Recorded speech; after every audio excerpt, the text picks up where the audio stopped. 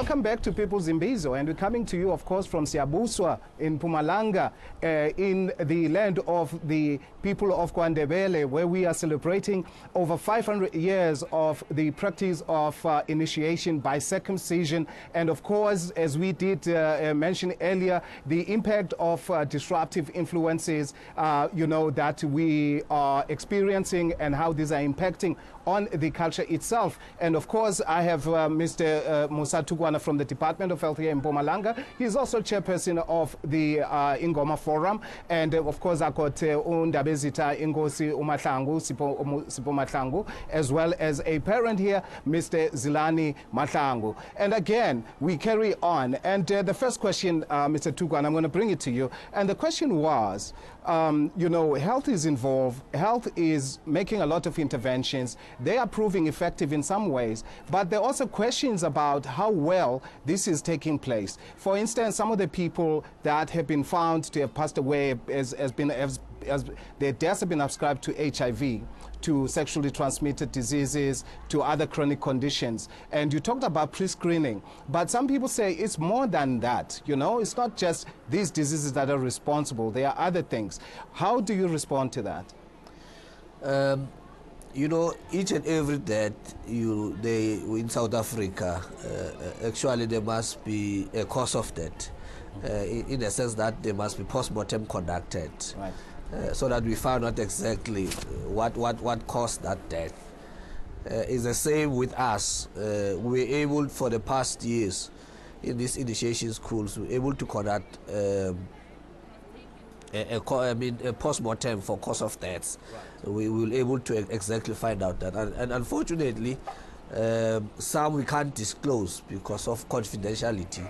It must be a family consent, right, with the department in agreement. It's quite a challenge for you. Exactly, but now, what I can tell you, what we picked up, I said to you, most of this cause of deaths is precisely because of chronic.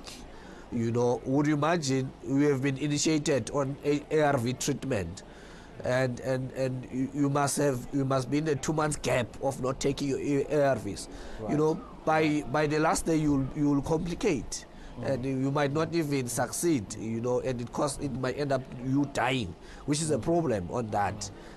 Which are things that we brought as Ingoma Forum Department of Health to say, for those ones that are chronic, let's allow them and continue their treatment while you're on site. Right. How do we do that? We bring our teams that have undergone the passage. They will be able to get on site and monitor them, just like they are monitored at home. It does not mean when you initiate, you are not a human being. Right. Yeah, we are saying if you initiate, you're still a human being, you must be taken care of. Or that you can take interventions by Western medicine. Yes, no. It will not be wrong. So we have to get over stereotypes. Exactly. And myths, basically. You remember, the culture is not meant to kill people.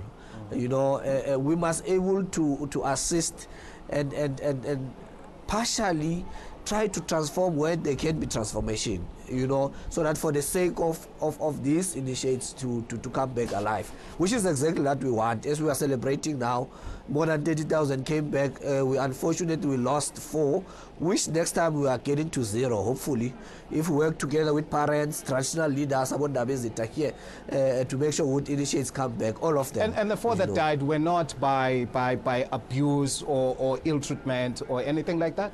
No, definitely not. I can say it's something not, I will say, related to initiation. I will say at some point it's negligence of parents. Remember, when you go to initiation school, I've spoken to say, it must be your parents that say you are going. Don't just wake up in the morning yourself decide that you are going. It does not work like that. It must be your parents that tell you that you go, and they will prepare you correctly. So unfortunately, out of the deaths that we experienced, the 4 that I'm talking about, I would say it was negligent, because there were no proper precautionary measures that were taken for these 4 that we have lost. Right. If we can work right on spot, prepare them, we'll never have deaths from initiation school. And there's a very important thing that Nkosi Mahlangu mentioned here, the involvement of the authorities to come with a codified system that governs how initiation takes place, and importantly to root out the thuggery and criminal elements that are hijacking children, that are abducting children, that are taking scores of children into initiation schools where they can't even feed them, and the importance of bringing in the NPA there. Let's talk about that. What would the NPA be doing once we have ratified the bill? The biggest problem with initiations and those that have been arrested for initiation crimes, it has been that people could not be prosecuted. You'd find people would be arrested, but there would be no law, that you could prosecute them on. So now because there was no proper prescription in law. Yes. So now we are trying to realign the law, where we're making sure that the provincial legislations talk to the national legislation that is coming up now. Because at least the national police, because you find that the police are a concurrent function in most cases. So by being a concurrent function, they are mainly guided by national law. So in most cases, it made it very difficult for people to be prosecuted. But now that we're coming up with this bill, we saw it fit that let's bring the NPA closer and show them even some of this piece of legislation that they could use to prosecute these people that need to be prosecuted, and also to guide the NPA, because we found that in 2013, after we had 31 deaths, we had doctors being arrested, they just arrested anybody that had performed the surgical part. And we were saying, no. That's not necessarily the people that are killing these boys. So as the National House and those that we're working with were to guide them and show them that, you know what, the culprits are there and there and there and there. So it made it easier for the NPA to appreciate the culture, to appreciate the criminal system of the country, and see how we merge the two. That there are other instances where culture is being abused, and where culture is being abused, there will be an element of criminality within there. So we had to work together to identify that element of criminality. As we had said earlier, Amakosi in this area and the family, they gave very strong instructions that if a boy comes either having run to an initiation school or being abducted, we've made it clear that no one should be touched until there is a consent from a parent. If there is no consent, then it means that a crime has been committed. Either being committed by whoever that has brought the child there, or it has been committed by the person that has done the surgical part. So hence, now we are able to say without failure or favor to the NPA that arrest this person, because he's been told that this you should not do, and they've done it. So, and I think it has worked for us, because we are seeing the criminality in terms of illegal initiation schools and all those, they are significantly reducing. Unlike in other areas like the Eastern Cape and all those, where I am supposed to be going towards the end of this week to try and visit these schools and make sure that people know that you have the law, and the law will arrest you if you break the law. So there's a lot of people that are breaking the law. And of course, reception. I mean, do you find enthusiastic reception from Amakosi as you go around, cluing them in on what you are developing in Parliament, into with NPA, Department of Health? Are you finding Amakosi and traditional leaders being receptive? Look, Amakosi are very receptive, because I am from the National House of Traditional Leaders. I represent all 829 traditional leaders in the country. What we are coming up with is not mine, but it is something that has been discussed with these traditional leaders. So they know what they ought to do. But the biggest challenge that we are finding is that parents, like what Tuban has said, are very negligent. Others, they don't want to transform. When traditional leaders are coming up with issues that are trying to transform the culture, because culture is not static, it's dynamic. So we are coming up with new ways of how things could be done. But you find that you have those parents that would say, when I went in 1920, things were not done this way. So I want my children to go through what I went through. Bob Tugan was just explaining that you find a 13-year-old that is diabetic. You never had a 13-year-old that was diabetic then. We never had HIV and AIDS. We never had all these communicable diseases that we're experiencing now. So it means that the child of today is completely different from the child of 20, 50 years ago.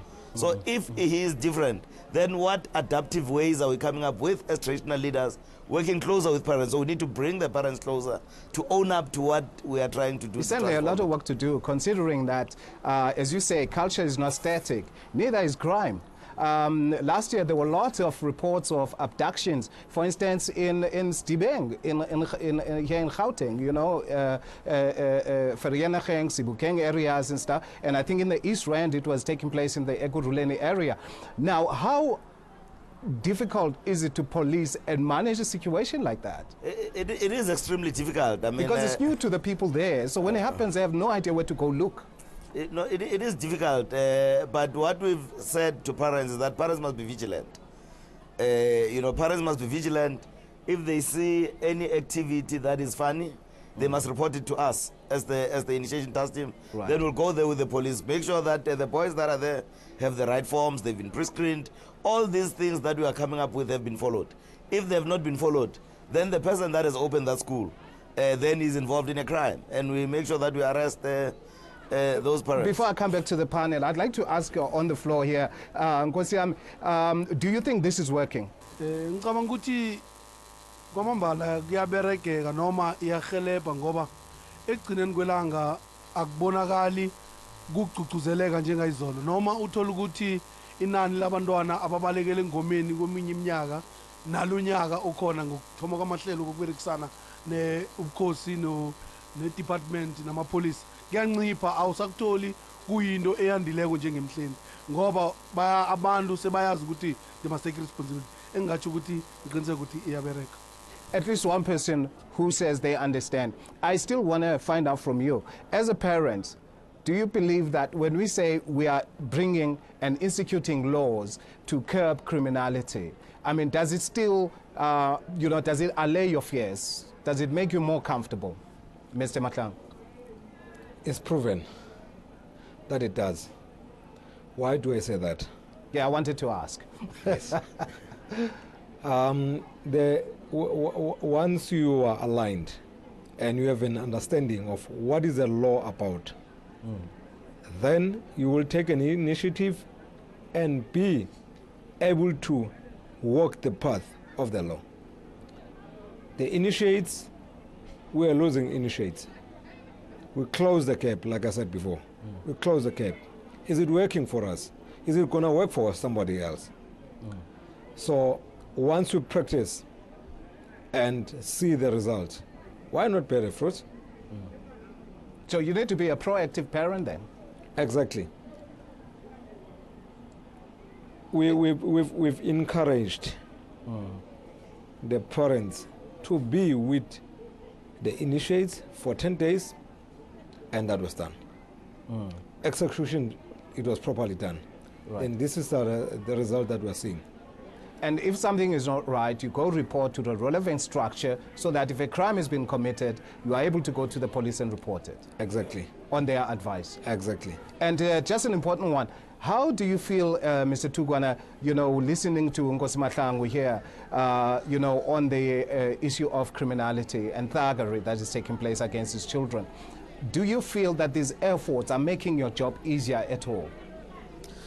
Yes, we have been outcrying about this legislation of the law in terms of something that will guide us to initiation schools. As he has indicated, as a Department of Health, when you get on site, our main concern is the life of the initiate. But when you get there, you see there's an element of criminality, you get worried and concerned. And it even makes your work very difficult as a team. Even if we are called in the illegal school, we have to go and attend because there's life there. Now it becomes easy. It becomes difficult if there's no legislation that is governing this running of initiation schools. Hoping this bill is going to be passed to a law so that all those criminals are prosecuted at the end and they start to respect and understand, because I believe in the sense that once you start to act criminal in the passage of the culture and rituals, you don't respect that culture, you are not taking it serious. But now once you are prosecuted on that, you will start to realize what is serious and you must understand it. Olden days, our forefathers used to respect this culture. Nobody will talk about this culture if you have not gone, you are not gone undergone the rite of passage. But nowadays, you'll see people who are far from the culture, they start coming and raise issues that are not even there. You know, there was one question posed by another journalist to me to say, how do you deal, is it true that initiates are not eating? Right. During initiation school, how I answered simply that how did I survive if we were not eating during initiation school? These are things that our community need to be taught. I mean, to teach them about these things so that they understand. With initiation, it's a program that has been there for years, which teaches these young boys to get to manhood in the proper way. Right. You know, as Sudamezeta indicated, to say this is a program that has been there for years. And our children must understand and value this culture, you know. I still say I will take my children to initiation schools, and they will come back safe and alive, because we need to follow what needs to be done and continue with it. And as a proactive parent, making sure you're monitoring the situation. Exactly. Talking about monitoring, Nkosi Mahlangu, you know, it's all news to me, actually, that there is so much work being done. I just am not sure how many people know the same information as you've given, and I'm hoping that the viewers of NN7, the parents that are sitting here, and amakhosi, abomama bahleli laba, nalabantwana babo basibukele lapha nangaphandle, ukuthi they are learning something from this. But now comes the word, the magic word, monitoring. How do you make sure that this thing, once it's implemented, it gets monitored? What mechanisms are you talking about there? I think first. Or you're going to leave it to the NPA? No. The NPA is guided by us. As I said, that within the legislation, you've got your National Initiation Coordinating Committee. You've got provincial ones. We've taken them down to districts and municipalities. So we want to take it down to the wards, you know, where things are happening. You know, so there are those committees that are there. I mean, you go to Eastern Cape, you've got what you call the initiation forums. They start with the districts, they start, you know, with municipalities. Where, you know, I've made a presentation at MINMEC where I was requesting that municipalities need to assist us. So municipalities in the Eastern Cape are assisting. We are starting to see even Nala and Mpumalanga, Botembisile, Hani, Yes. you know, municipality is assisting. So they are coming closer. Others, they are giving vehicles to these forums to be able to go in there, make sure that there are roads, you know, for the monitoring team to be able to see. Because Bob Tukan has just said, well, there's no address, you know, at initiation schools. Right. So we are making sure that we are clearing the roads, we are preparing, there's water, there's all these things. So when we go and monitor, I mean, when it's time for initiation schools, I am on the road, I walk the length and breadth of the country, just to make sure that the teams that are there are doing what we want them to do. I mean, the situation could have been worse if we didn't do what we are doing now. So I think the most important thing you're saying here, people must crave knowledge. They must want to know what structures exist for me as a parent, as an interested party, to follow up on certain things that I may not be happy about, whether it's criminality or it's a conduct of surgeons or of things in my area. Because I'm wondering here, if you have, for instance, and let's shift a gear here and bring it to the issue of responsibility of local authorities. Children are abducted, brought to rural areas, put up in makeshift setups, and they are circumcised. Nobody knows where our parents' money is extorted from them. Children are held, you know, to ransom. Parents are held to ransom because they have to give money now to release their children. These things are happening right before us. I know there are no addresses there, but how are we reaching out and making sure we're encouraging these rural communities to actually act on this?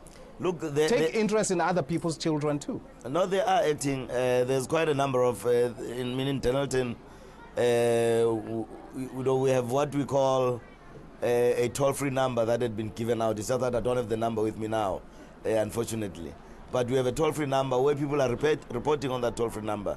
Every parent that loses a child would go to either a police station Right. or they would call that number, would Yeah. look for that child Right. and find the child. I mean, every traditional leader, especially here in Mpumalanga, we make sure that every second or second day, they meet with those that have taken, the headmen that are running initiation schools to make sure that each and every Boma is being visited. Right. If Right. there is any child that is not known, they would know. Or a bomber, nobody knows.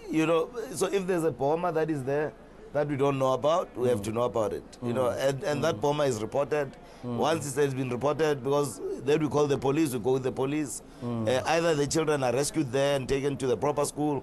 I mean, there's been so many cases where we've intervened as the National Initiation Task Team. We have cases in Denelton. There are others where they've taken kids from Tembisa Right. to Soshanguve, where the people are running initiation schools. So there's been a lot of them. But we are intervening and we are making sure that people, as I said, that parents must be vigilant, Right. people must be vigilant. As soon as you don't see your child, report your child. Right, You know, right. and we'll find them. Those that have, running those schools, they have to show that these kids that I have here, I have permits from Right. parents of each and every child that is here. Right. So we have to be a lot more proactive. It comes down to the same thing. And to you, Mr. Mahlangu, in closing, what do you make of the efforts that the authorities are actually placing into this? I'm asking you as a parent, I'm asking you for your wife, I'm asking you for your brother and their children and the cousins of your children. Yeah, being vigilant, you first need to know that your whereabouts are your children. If ever you see that you've got a junior that thinks that he's got the power, or he's at the stage that he wants to be a man, he wants to be transformed to a man, from a kid to be a man, you need to always find out that where is the child. The day he sleeps, you need to understand that is he here, is he home. Like you'll find that from like assisting kids with the homeworks. If you're there, you will know that. So let's do the basics. Let's go back to basic parenting. basic parenting. Right. Every day, this is randomly done. As a kid, you need to go and do some work at home. So we need to work out also on the small things such as alcohol, experimentation with drugs, and children that just are alone unto themselves out on the streets. That is also an important part because it prepares children for what they will become when you start these interventions of initiation, for example. Exactly. Njengoba ngisho nje ukuthi umntwana ukuthi ukwazi ukumbona ukuthi ukhona ngikhaya. Umntwana uyasezela imithi, kunemithi ekhaya la lefanele uyiqale ukuthi umntwana unama responsibility ekhaya. Nalokho ngimbelethi ngiyazi ukuthi umntwana mfanele azo ukusezela imithi.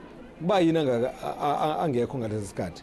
Ukhambile uyokuthiya mara lesa akusisi isikhathi sokuthiya imvesi. Lesi akusisi isikhathi. Before I run out of time, I'm going to give you a closing comment and I'm going to give you yours, sir. Because I would call for parents to be vigilant once more. Parents must work closer with traditional leaders, with other structures, and parents must open up to be able to allow change to take place. The kids of today are not the same as the kids of yesterday. So we need to be able to welcome change. The man from the Department of Health in Mpumalanga and chairman of the Ingoma Forum in the province, what is your last statement? Let's prepare our kids before they go to initiation school. Let's pre-screen them, taking care of them while they're in initiation schools. Then when they come back, we celebrate just like what you are doing now. Things are going to be okay. We won't have any problems. Well, there we are. We've been with our guests here in Siabuswa. It's been a great day. There's lots of joy out there. There's lots of good spirit, people welcoming their children and their relatives back from initiation school. After 2 months, they hadn't seen them. Mothers are relieved to see their children. Fathers are as relieved and, of course, prouder even. And I want to thank my audience, Mr. Musa Tugwana from the Department of Health in Mpumalanga, and I want to thank Nkosi Mahlangu, as well as Mr. Mahlangu, who has been talking to us as a parent, a concerned parent. And of course, we will be back with you next week again with People's Imbizo.